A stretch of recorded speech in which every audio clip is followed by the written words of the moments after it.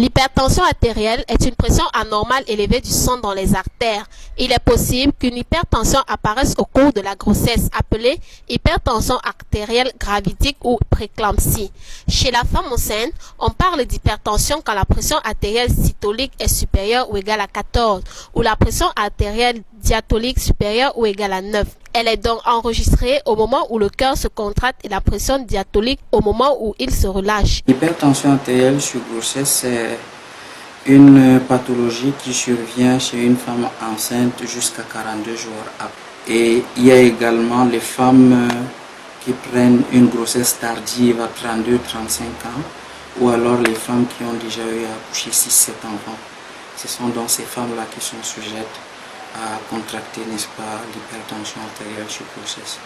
Mais il faudrait le dire, il y a deux pathologies qui prédominent parmi les 5.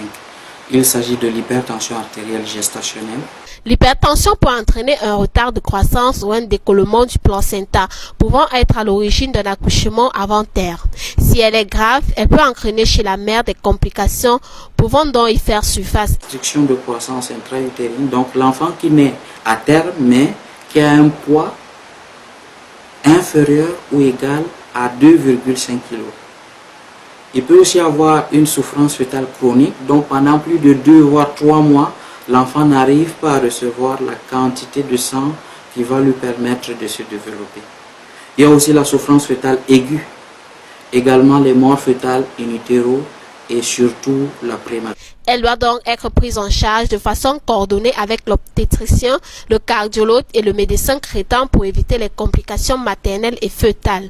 Les femmes doivent être particulièrement attentives à ce risque, notamment à certaines périodes de leur vie hormonale. Prise en charge, si c'est l'hypertension artérielle gestationnelle, elle va continuer à faire ses consultations prénatales sans problème. Et si c'est une prééclampsie, elle va être suivie par un gynécologue.